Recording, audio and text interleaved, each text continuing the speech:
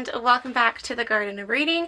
I am finally sitting down to do my summer reading wrap-up with you guys, and I'm excited to share all of my thoughts and opinions on all of the books that I was able to get through over the summer.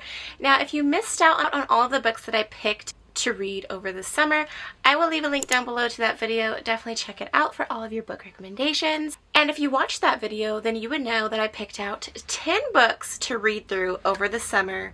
And I just have to say that I was able to read through 9 out of 10 books. So yay me, pat on the back. I am very proud that I was almost able to get through all of the books.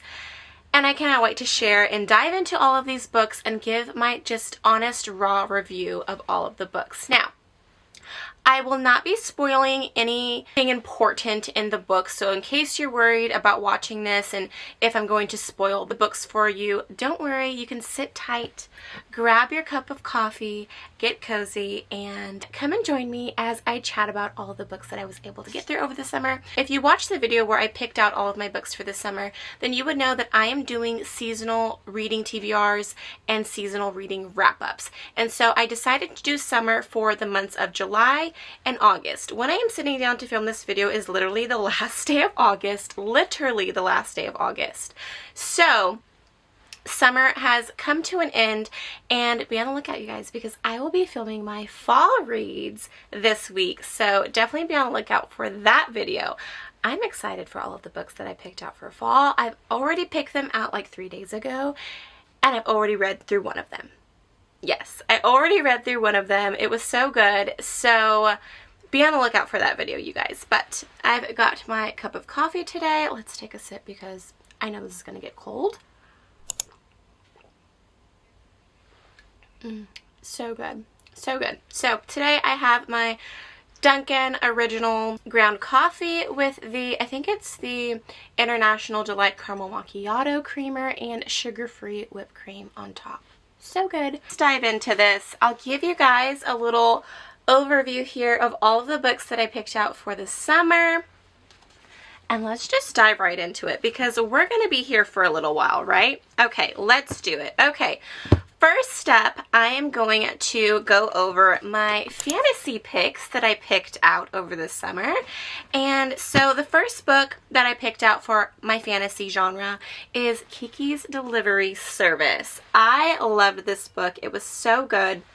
I mentioned before that me and my sister have been watching all of the Studio Ghibli movies together, and Kiki's Delivery Service is by far my favorite Studio Ghibli movie, and when I seen that they had a book that was inspired by the movie, I had to grab it. So I actually ended up picking this up off of Amazon. They had like a deal where you buy one get one half off or something like that. And so I bought one for myself and one for my sister. We ended up doing a book club together with it, which was so much fun. This is our second book that we've done a book club with together. Our first book we did like a thriller book, and then now we did this one, and it was so much fun. It was really fun just voicing the characters and taking in those characters' personalities when we're speaking, and it was just so much fun. We had a really good time with it. So this book is a coming-of-age witch story, which I absolutely love that trope. So she is a witch. She's coming of age. She's leaving home for the first time with her cat and just exploring, trying to figure out where she's going to live, be on her own, what she's going to do with life, who she is, and how she is going to succeed in life. And so she goes through lots of trials and tribulations with friendship, finding herself, just being true to herself as well. And so it was a really heartwarming story. It's also a middle grade read, which I didn't even realize that. So I really feel like this would be a really great read for all of those middle schoolers out there. So if you have kids that are in the age range for this book, I really feel like they would really love this book. It's very heartwarming. It also teaches some life lessons and morals in it as well. And then they can watch the movie after reading it. Like if you did this as a read aloud together with you and your child, I think would be so much fun. You guys can take turns reading chapters or pages. I absolutely love Gigi, which is the black cat in the story. He is just like, I'm gonna do what I want. You don't tell me what to do. And if you're doing something that he does not want to partake in, he's not partaking in it. Like, he knows who he is, knows what he likes, and no one's gonna sit here and bully him into doing anything that he doesn't want to do. So Gigi is my favorite character in the book, but I love this. It's also set in a small town where there's a beach, you're by the coast, and you just get those summer vibes for sure. Just riding on her broomstick with her into this town, settling into this coastal town, you definitely get those summer beach vibes of seagulls flying overhead, the crashing of the waves in the background, and it's a really great summer read. Of course, in my opinion, any book can be read at any point in time of the year, but it was a really great read to read over the summer, and I would read it again. I rated this 5 stars. It was really, really good. I feel like this is a book that will definitely be very nostalgic to me, to where it will become a classic of mine that I will probably come back to again and again. It's just one of those really heartwarming, nostalgic reads that was really, really good, and I highly, highly recommend it, even if you're an adult. It was really good. Like I said, me and my sister got a lot of really great laughs out of this book, and it was just so much fun acting as the characters and speaking like them and just really getting into character when we were using their voices. And it was so much fun. I highly recommend doing a read aloud or some type of book club with others. It is so much fun. Even if it's only 2 people, it will still be a lot of fun, I promise. Moving on to the next fantasy book that I picked up over the summer, and that is Bride by Ali Hazelwood. This book was all the rage when it first came out. Everyone loved it. Everyone had so many good things to say about it, and so that is what prompted me to pick up this book. Plus, I'm a huge vampire fan. That is one of my favorite fantasy genres to read about. So when I seen that this book was about vampires and werewolves, I had to pick it up. I had to pick it up. I mentioned before, it kind of gave me like the originals vibes off of a spin-off show from the Vampire Diaries, just because in the originals you have a vampire and a werewolf that get together and they have a baby. And so just by reading the synopsis, that kind of gave me the original vibes. Definitely nowhere near the original vibes, that is for sure. So I have not read any books by Ali Hazelwood. This is the first book that I have ever read by her. Now, I do know that Ali Hazelwood, I believe, writes romance books, and this is her first like fantasy, supernatural romance book that she has written. So I started off with a different genre that she decided to delve into. So in this book we have vampires, werewolves, and the humans. They don't get along, they all stay in their own territories, they've been at war with each other before, and so basically there's like this truce that is going on between the humans and the vampires.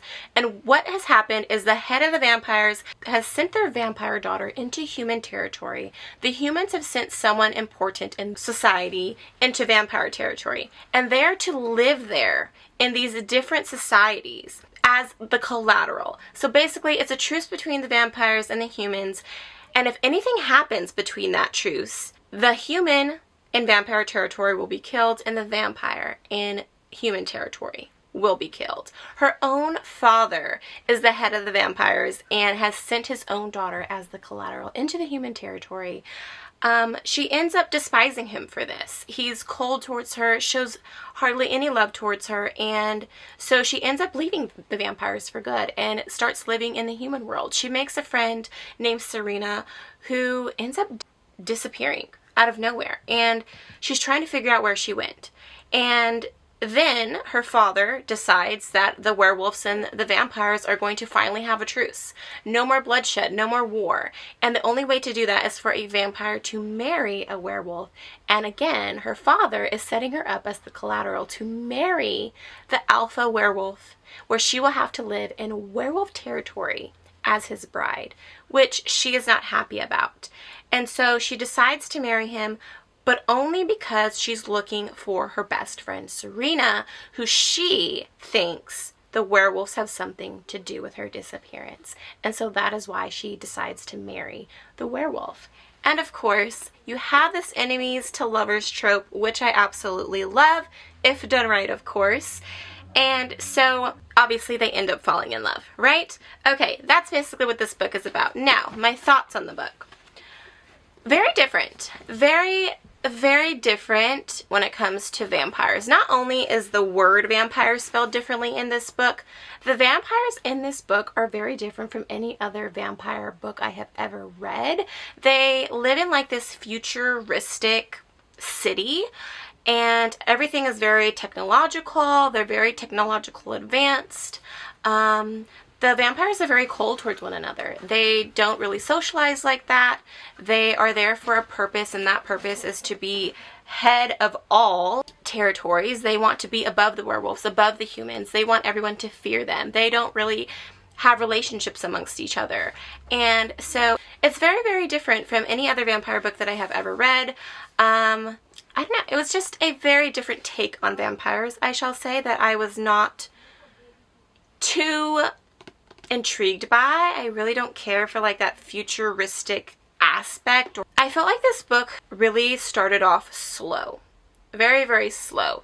It took me a while to get through this book. I was very excited when I picked it up and I read the synopsis. I was definitely intrigued by it. I felt like this was going to be a super good read. Now, don't get me wrong, it was a really good book, but it started off really, really slow and kind of boring, to be honest. It really didn't intrigue me right away.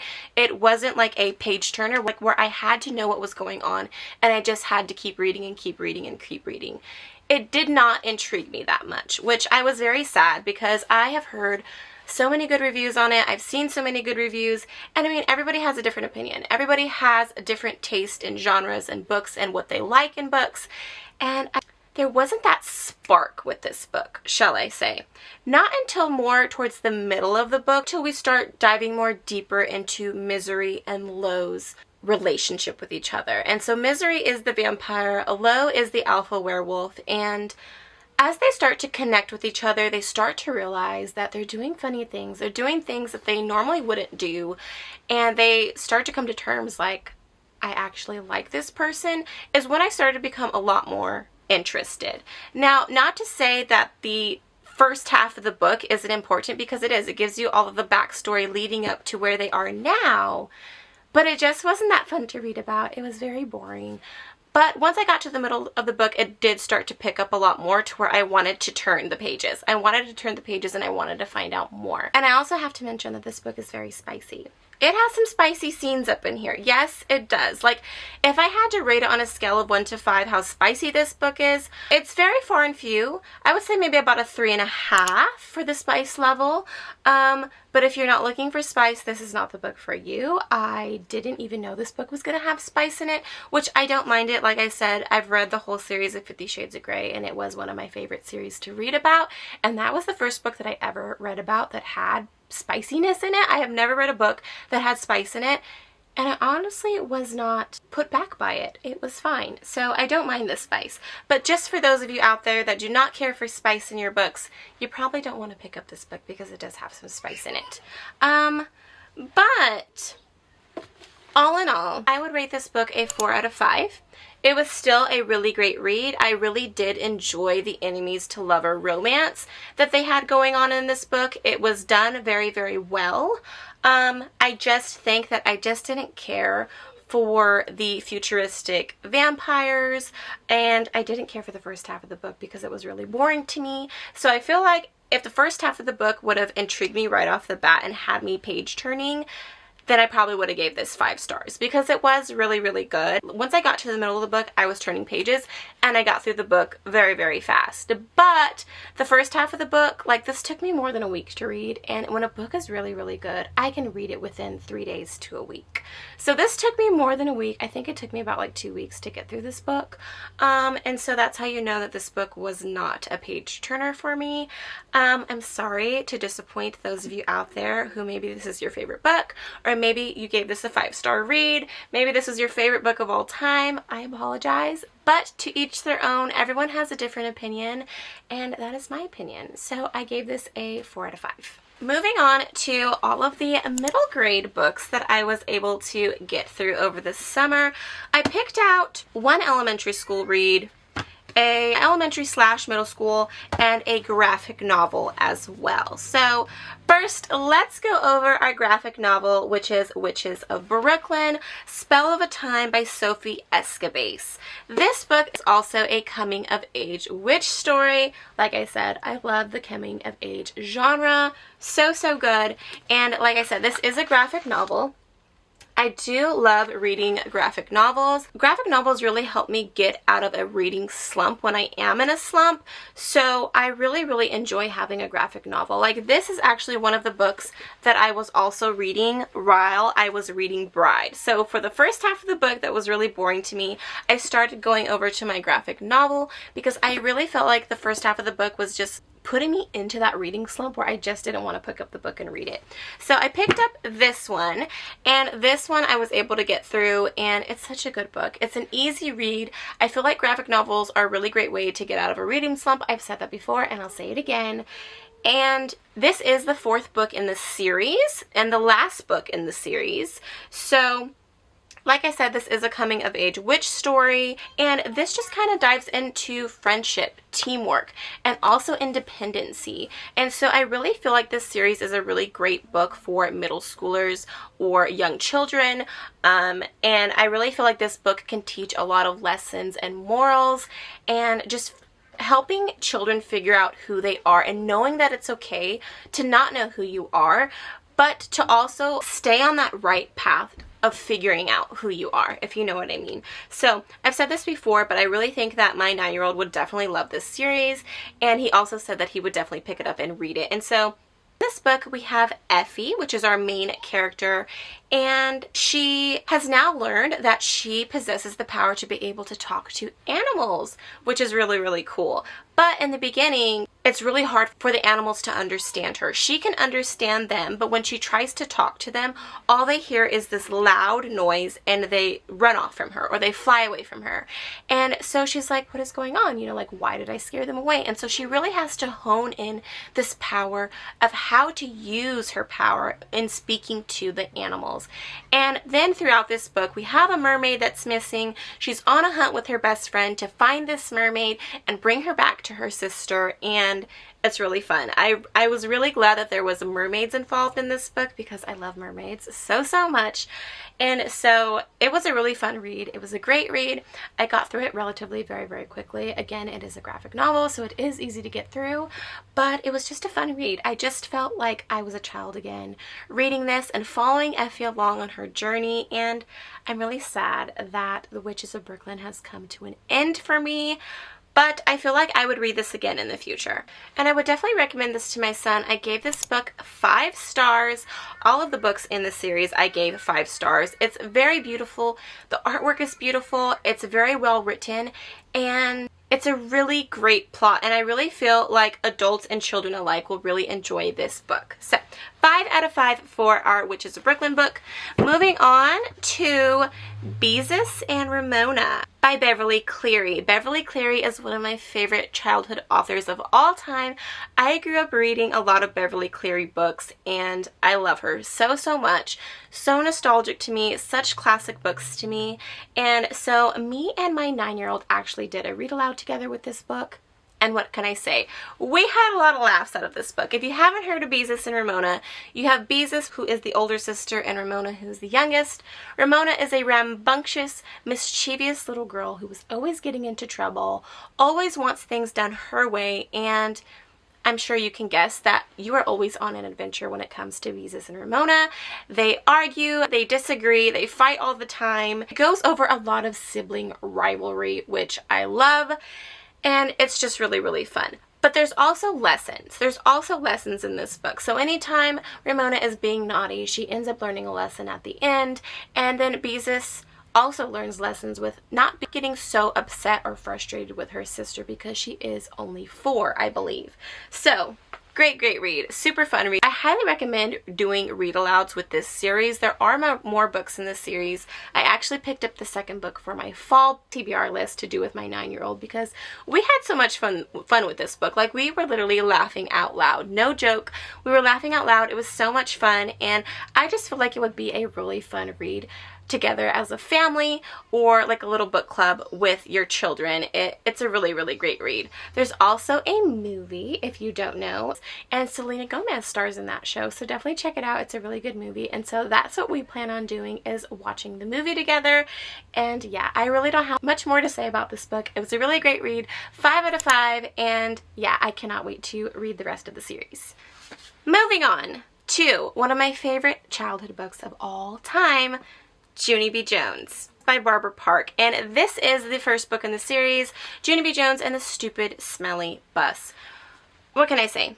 Junie B. Jones is right up there with Ramona. She's mischievous, she's naughty, she's always getting into the things, she thinks she knows everything, everything has to go her way. And she's just a funny little girl. She's so funny. And so in this book, we follow Junie B. Jones. It's her first day of school. She's having to catch the bus. She doesn't want to catch the bus. She hates it. And so she decides that she is going to hide out in the school on her first day of school when it's time to go, so she doesn't have to catch the bus home. So everyone is looking for her. The firefighters, the police show up, the principal, her parents. Everyone is looking for her. Needless to say, she does get in trouble. She learns her lesson, and it's really funny. Like, I read this book out loud to my 9-year-old, my 4-year-old, and my sister, and we were all laughing. We were all laughing and talking about the book. It was so much fun. So Junie B. Jones is also a really great book for elementary, middle school readers.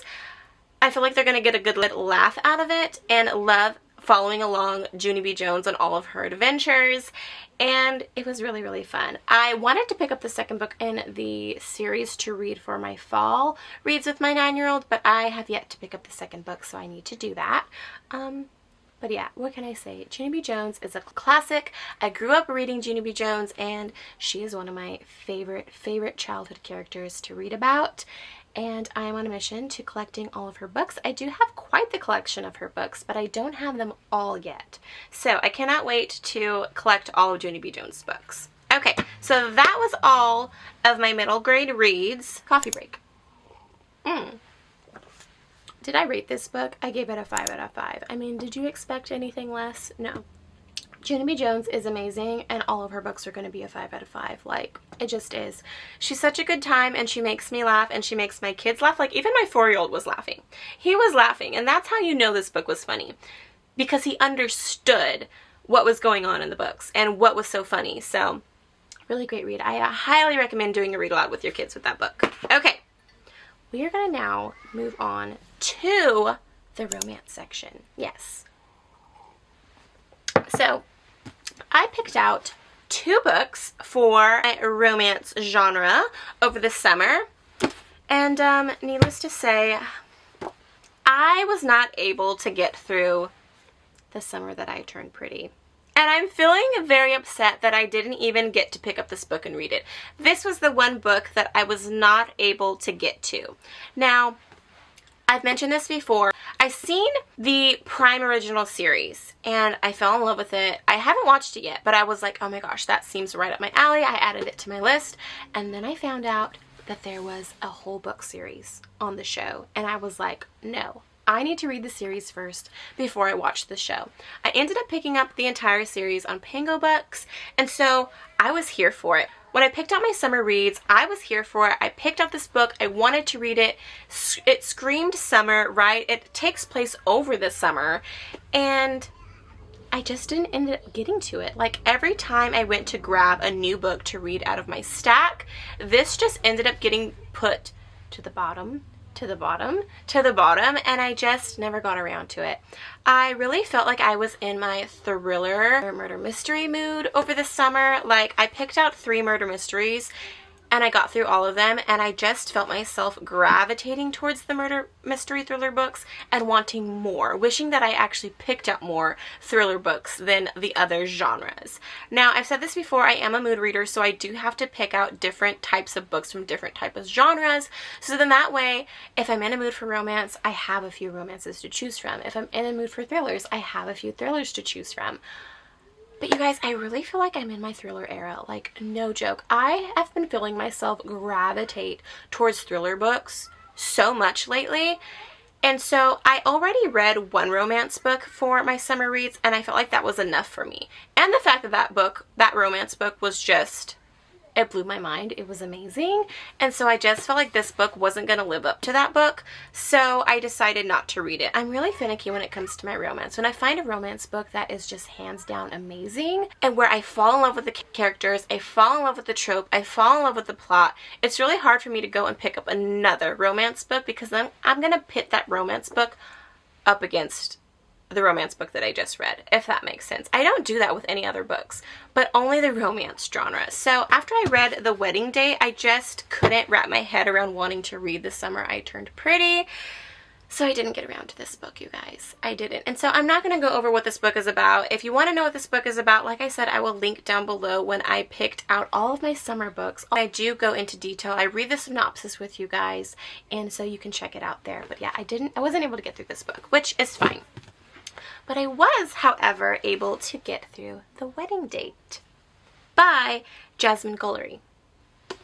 You guys, this book, chef's kiss, amazing, amazing. It was so good. I was sad that it was over. That's how good it was. That is how good it was. And I haven't read a romance book that really just picked me off my feet and had me just flipping pages and diving into this book. The only other books that have done that recently that I've read is the Twisted Love series. Love that series so much. In this book, we follow Drew and Alexa, and they live in separate cities. And so they end up meeting each other in an elevator. The elevator cuts out on them. They're hanging out in the elevator. You know, they're like, okay, he's attractive, she's attractive. He ends up asking her to be his fake wedding date. He just broke up with his girlfriend.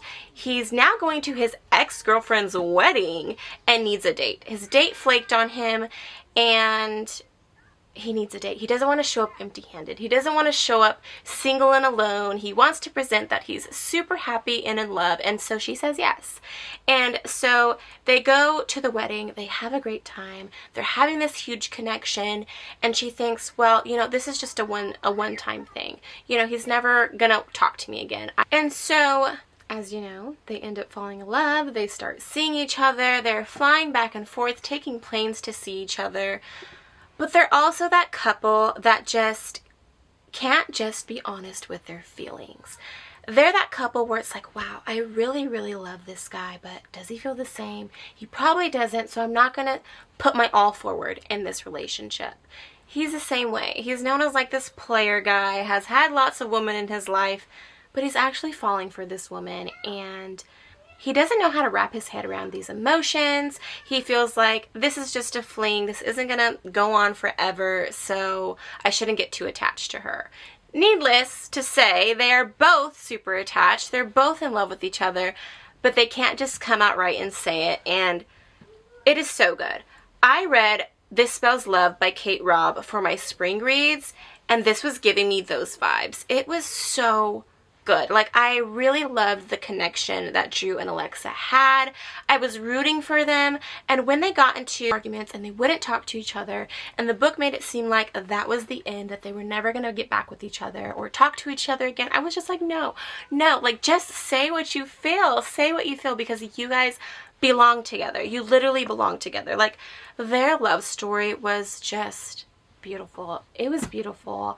I loved this book so much. I got through this book so fast. It was a page turner, and I was sad that it was over. I thought this book was a standalone. So I went to go and look up more books by this author because I really enjoyed her writing style. And you guys, this is a whole world series. Literally, a whole world series. I forgot how many books are in the series. I want to say like 6. I think there's like 6 books in the series. Oh my gosh. Needless to say, when I found that out, I instantly went on Thriftbooks and bought all the rest of the books. Yes, I did. Yes, I did. And I can't wait to dive into the rest of the world. Now, technically, this can be read as a standalone. Each book dives into a different character from the first book and their romance relationships and their lives. So the next book will be about somebody else. So you'll have a book like about her sister, you'll have a book about Drew's best friend, and so on and so forth. So I really, really love that. Like, they can all be read as standalones, but if you want just a little back information on the characters, which I do, so I would like to read them in order, and I'm excited that I get to read more by this author and that I still get to be a part of the characters from the first book. So I'm excited. I'm so excited. This was a 5-star read, you guys. 5-star read for sure.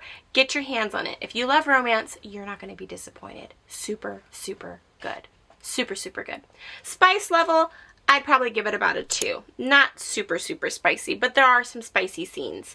But yeah, really, really good book. I really thoroughly enjoyed this book. And that is one of the reasons why I just couldn't pick up The Summer I Turned Pretty, because I just felt like it wasn't going to live up to this romance. And so I feel like with my romance, sometimes I can't read romance back to back. Or even within the same season, I just need to take a break and read another romance in the next season. But anyhow, really great read, you guys. On to our last genre, which is thrillers. I picked out 3 thrillers to get through over the summer. And needless to say, yes, I got through all of them, and I was not disappointed by any of them. Not at all.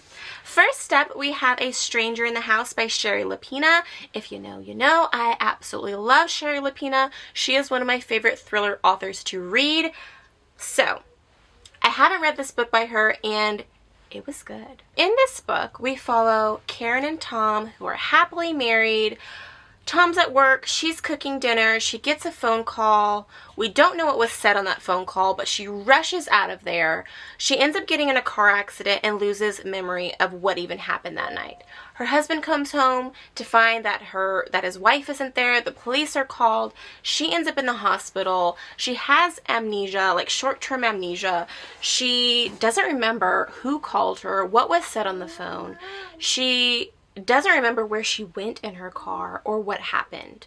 And so they're trying to figure out, you know, what happened. Needless to say, there's a murder that takes place very close to her accident. And so the police are involved, and they're trying to figure out who killed this guy. They start questioning his wife because she was so close to the scene. And Tom is confused. Karen is confused. They have no idea what is going on.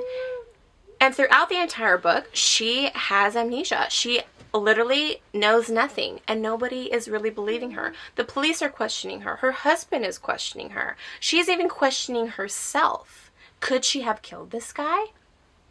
Who knows? That's all I can really say without giving anything else away. I feel like if I say anything else, I'm going to be spoiling the book. So, anyways, it was a really good read. You have a murder involved. Did she do it? Did she not do it? Who did it? What's going on? So, it was good. I flipped through this book super fast, which is no surprise. All of Shari Lapena's work I have read through within a few days. Very, very good. 5 stars, you guys. I highly, highly recommend it. Highly recommend it. Like, Shari Lapena's work can definitely be turned into movies. Like, I really wish that they would. It would make for such a great movie or TV series. I guess I can say something else, that somebody has been going through her house and going through her things, and she knows that it's not her husband who's been going through her things. And so because of this, she feels like maybe she's being set up. Maybe she didn't do these things that everyone else is accusing her of doing. And so you'll just have to read the book to find out for yourself. But I promise you, you're going to want to read this book if you haven't already. All right, you guys. Next book that I picked up is The Resort by Sarah Oakes. This was the all-time perfect summer read, you guys. If you want to feel like you are on an island with the wind blowing, the seagulls chirping, the waves crashing, island parties, island vibes, this is the book for you. But there are murders involved. Yes, there are. There are murders involved. So we follow our main character, Cass, throughout this book. She's left her old life behind. Now, we don't really know what happened in her old life. We just know that she did something. And what that something is, we don't know. But she's left her life behind. She goes to live on this island. She meets a guy. They got engaged. She's living the life, right? And then one by one, murders start popping up. And her best friend that she met on the island is a social media influencer. And so she's very nosy. She starts digging into these murders, trying to piece them together, trying to figure out what's going on. You have a lot of tourists that come to this island, but you also have the permanents who live on the island. Needless to say, the permanents who have been living on this island for years are very weird. They're a very tight-knit group. And so when Brooke, Cass's best friend on the island, that is the social media influencer, comes into this group, they kind of push her out as the outcast. Nobody really cares to talk to her, and so she kind of feels alone on this island. And so she feels really alone on this island, although Cass is her best friend. But like I said, there are like 3 murders involved in this book. It's definitely a page turner. Literally felt like I was sitting in a beach chair on the beach reading this book, sipping, I don't know, a smoothie, and I was just reading this book on the beach, just watching this book play out before my eyes. It was so good. I got through this book very, very fast. I gave it a 5-star read. And I think I would read it again. Yes, I would. This was the perfect summer read, perfect thriller book. Throughout the entire book, it keeps you engaged on, did he do it? Did she do it? Wait, no, he did it. No, wait, she did it. You're gonna keep guessing. And there's definitely a twist at the end, and another twist that you just don't see coming. So you've got 2 twists at the end, which was just so good. It definitely wrapped up this book. Very, very good. But it also left me wanting to read more. Like, I'm hoping for a second book. Probably not, but that would have been great to dive into a second book on some of these characters. That would have been great. So good. You're definitely not going to see that double twist coming. Very, very good. Very, very good. All right, you guys. Last book for my summer reads and last book in my thriller genre, and that is The Maidens by Alex Michaelides. You guys, I've never done this before, but this was so good. 6 stars, you guys. This is a 6-star read. Yes, it is. Yes, it is. This is my first ever 6-star read. It was so good. Alex Michaelides has not let me down yet. I don't even know if I'm saying his name correctly, but I'm trying, okay? I am trying, and I do apologize if I'm saying his name wrong, but I've said this before. I read The Fury. Where is that book? I read The Fury by this man, and it was so good. So when I seen that he had another book, I had to pick it up, and let me tell you, I got through this book so fast. I was flipping pages. I wanted to know what happens. I wanted to know what was happening in every chapter as quickly as I could. I wanted all of that knowledge inside of my head. It was so good. So good. In this book, we follow our main character, Mariana, who her husband has passed years ago. She is a group therapist.